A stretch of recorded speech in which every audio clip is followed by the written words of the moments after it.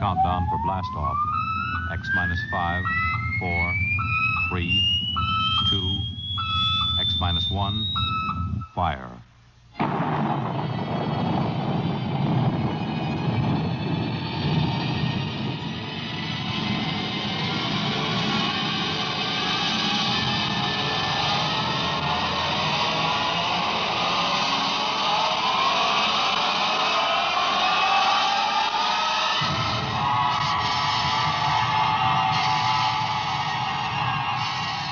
From the far horizons of the unknown come tales of new dimensions in time and space.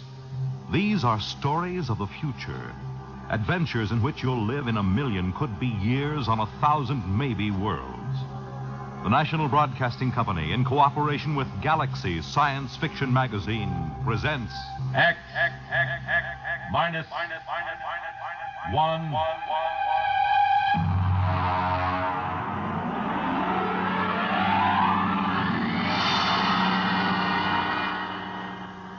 Tonight, we take you some 800 years into the future to meet man's best friend.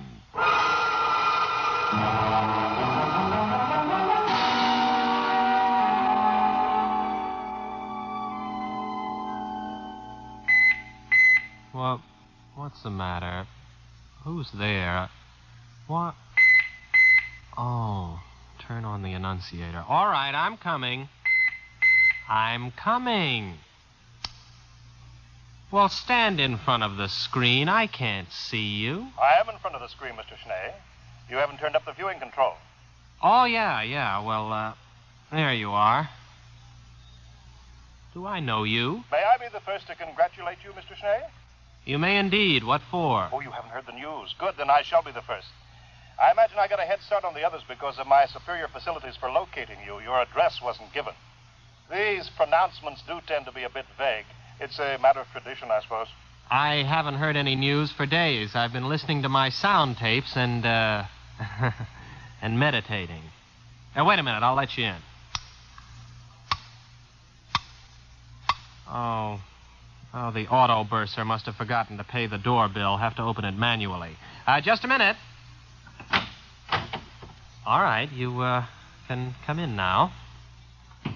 Well, I suppose you don't know who I am.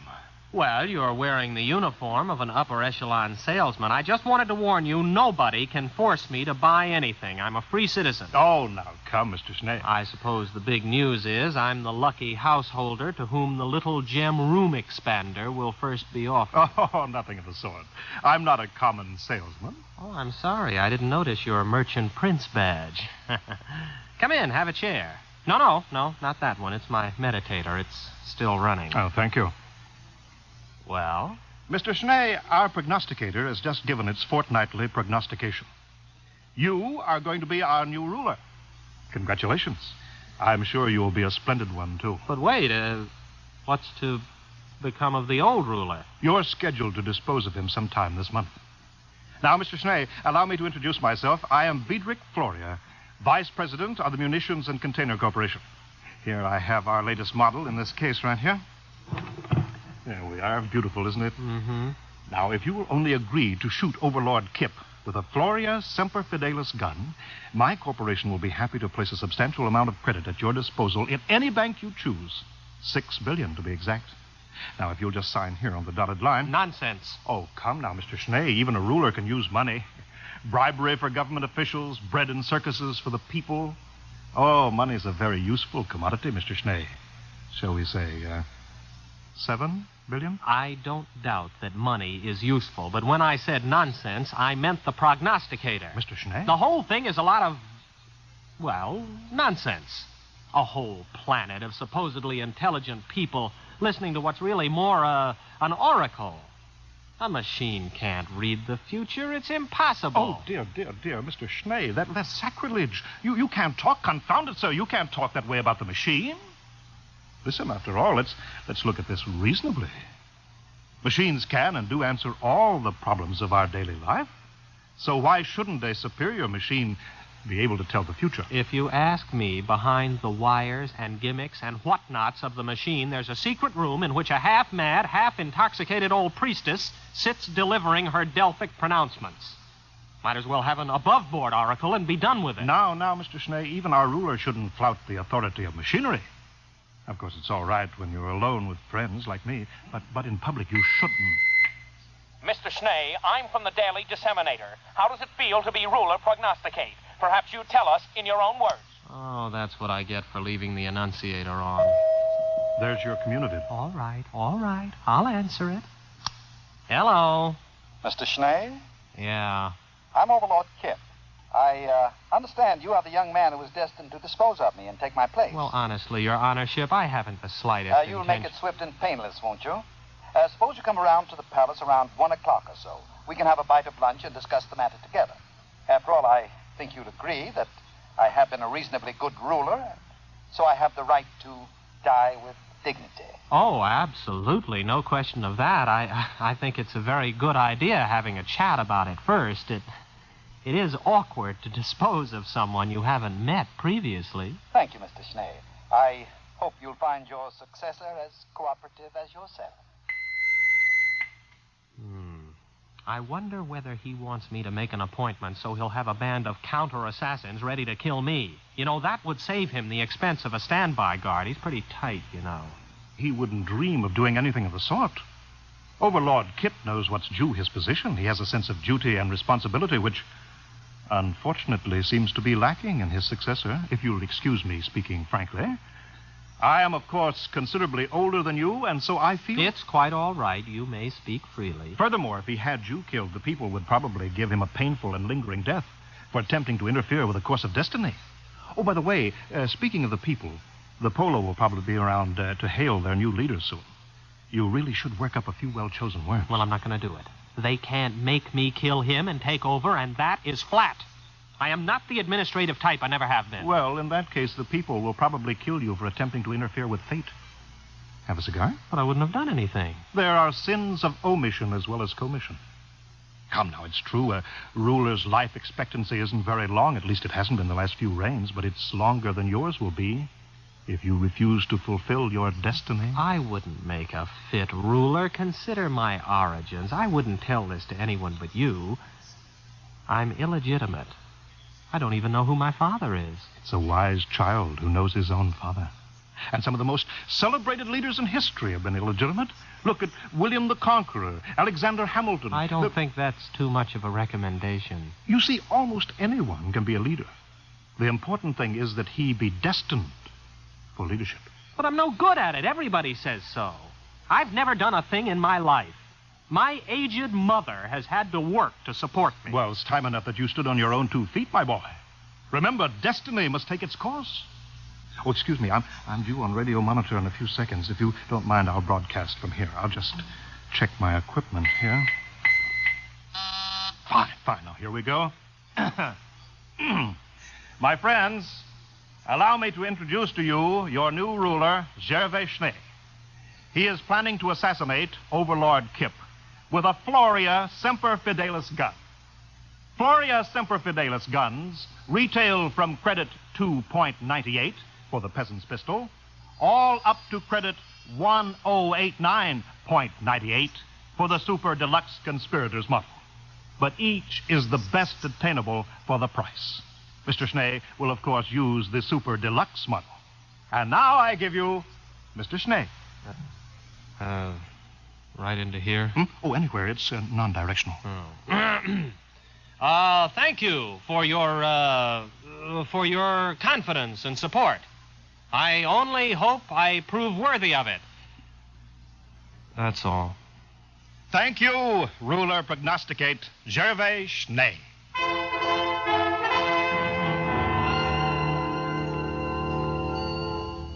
Will you have some more wine, Mr. Schnee? Oh, no, thank you, Overlord Kip. I've had too much already. It's a delightful vintage, isn't it? I think it was bought by Overlord 𝚎𝗂𝚗𝚗 about 7 reigns ago. You'll find the cellars in perfect order. I'll give you the inventory and the key a little later. Do we have to talk about it? Oh, well, one has to take these things as they come, you know. Here today, gone tomorrow. That reminds me. Will tomorrow suit you?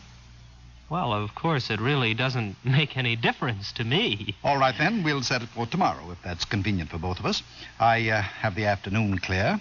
We'll make a public announcement a little later. Well, all right, if you say so. Why, of course. And now we can go into my study and discuss the details at our leisure. I've got half a box of some wonderful cigars left over. I think you'll enjoy them.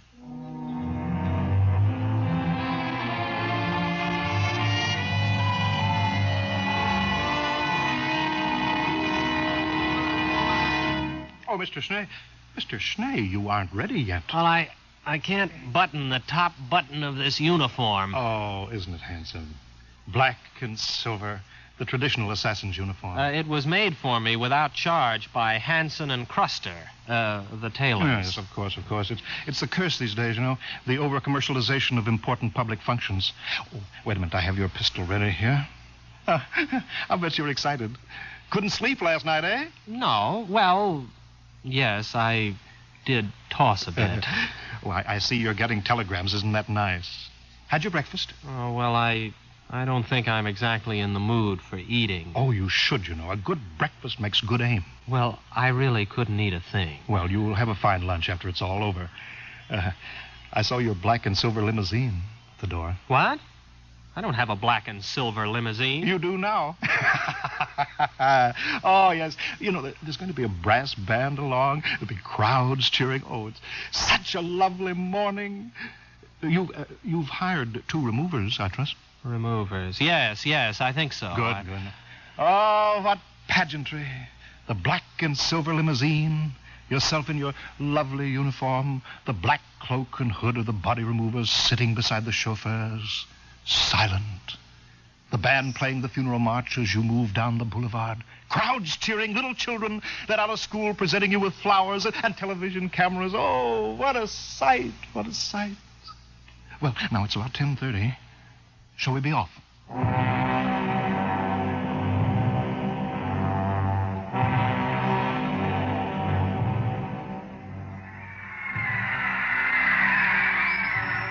Well, come on.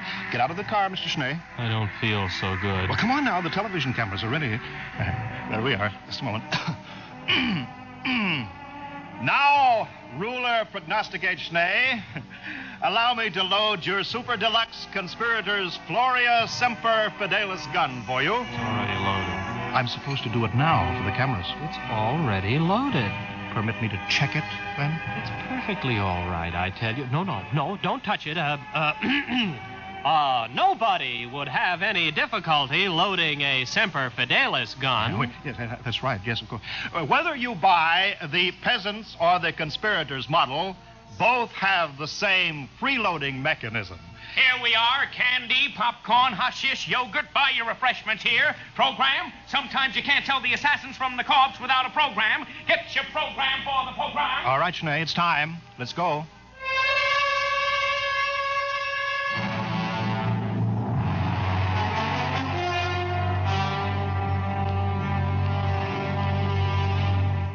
Well, here we are again, eh? Overlord Kip, I am officially here. Well, now, just a minute, old man. I have my speech, you know. Your speech? Oh, I'm sorry, really. Well, that's all right. Ladies and gentlemen, before the conclusion of this ceremony, I wish to remind you of a few important facts concerning my reign, which comes to an end in just a few minutes. I call your attention to the budget of 2786. 83 billion credits against an outgo of 72 billion.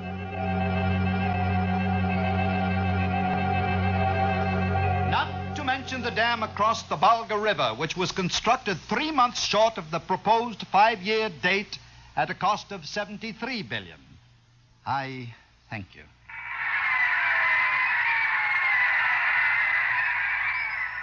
Well, that's it, old man, huh? Are you all done? Why, yes, I think I've covered everything. Well, goodbye and good luck, Overlord Schnee. Anytime you're ready. You mean now? Well, come along, old man. The networks have only cleared an hour. There's a commercial program starting in 3 minutes. Get on with it. Well, all right. Here goes.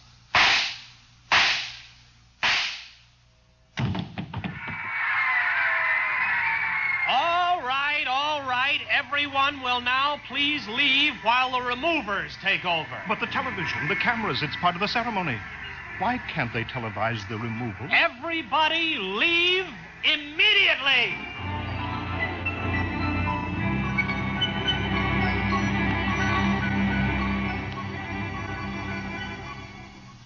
They're all gone now, Overlord Schnee. Perhaps... You too. But after all... Out. I want to meditate. Well, very well. All right. Oh, alone at last. Kip. Overlord Kip. Phew. I don't think I'd have been able to stay still much longer. You all right? Schnee, you're a good shot. That blank really stung. On a very tender spot, I might add. No time for chatting. We've got to get this over in a hurry. Now comes the part where your friends will have to look like real removers. I hope they can give it the professional touch. Don't worry about us. We are real removers. At least both of us have participated in removals. I'll take off my hood. But wait. Why, you're Overlord Morehouse. I've seen you in pictures. Mm-hmm. And the other one. You're Shinnick. You died before I was born. That is, you were supposed to have died. Both of you were. Morehouse was supposed to have killed you. Well, we're not precisely dead, only retired, you might say. The prognosticator didn't say he had to be killed, just disposed of, as Kip undoubtedly pointed out to you in your little interview together. Sorry I couldn't tell you the truth, old man, but you might have changed your mind and given us away. We've formed a little club of dead overlords. We're looking forward to the day when you join us, Overlord Schnee. Well, you better hurry. If the four of us are discovered, the mob will tear us to pieces. Oh, you're right. Get on the stretcher, Kip. Bad enough we're going to have to carry you out. At least don't expect us to lift you up.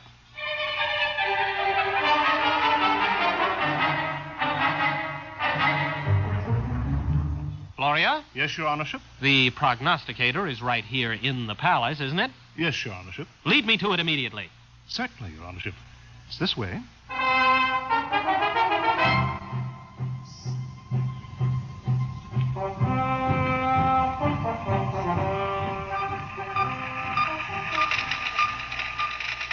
Here you are, Your Honorship. This is the prognosticator. 20 stories high, 100 meters wide, the center of our entire civilization. Leave me. I would be alone with the prognosticator. But, Your Honorship... Leave me, and take all the technicians with you. Yes. Yes, Your Honorship.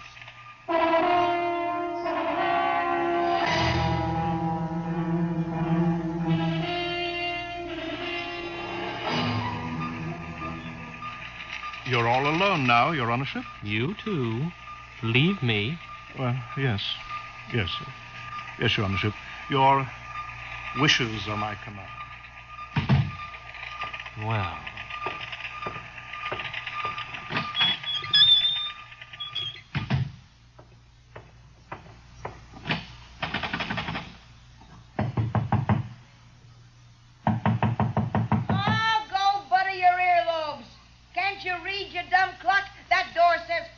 Open up. It's me, 𝚑𝚘𝚗𝚗.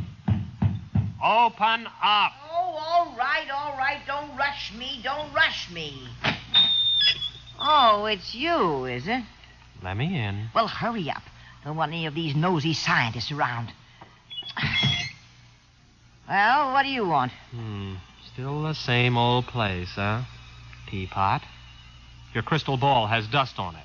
And why don't you get yourself a new pack of gypsy cards? And please get rid of that old overstuffed horror. That old overstuffed horror is a rare old psychoanalyst couch. You see that hole? That's the original stuffing. What is that smell? That's not tea you're drinking, it's gin. Why, of course it is. Nice to see you, Sonny. It's about time you came to pay your old mother a visit. I kind of thought something like this would stir you up. Mother, you know you shouldn't have done it. What'd I do? You fixed the prognostications, that's what you did. Although why you had to pick on me, I got tired of supporting you.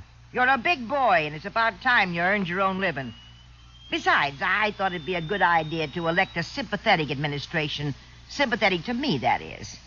Palace needs a new ventilating system. The air in here is terrible. Well, why didn't you use the prognosticator to get new ventilation put in? Oh, they'd have gotten around it the same way you got around killing Kip. But you pay attention to the prognosticator, boy. Don't you try to weasel out of what it says by looking for double meanings. It's time you overlords learned that when the prognosticator says something, it means it. Yes, Mother. I'd hate to have to give orders to have my own boy disposed of. The last 3 disposals weren't so bad. But sometimes those disposals can turn out real messy. Yes, Mother. Oh, maybe blood is thicker than water, but not much. Yes, Mother. And why shouldn't you listen to my prognostications, huh? Just because they're dolled up a little doesn't mean they're not true. Don't I have a crystal ball? Don't I have a gypsy card pack? Don't I have tea leaves? Best tea leaves money can buy. Yes, Mother. So? What are you going to do? I'm going to have the ventilating system attended to right away. Now, that's my boy. Now, look at these here tea leaves in the bottom of my cup of gin. Yes, Mother. I can see that everything's going to work out fine. Just fine.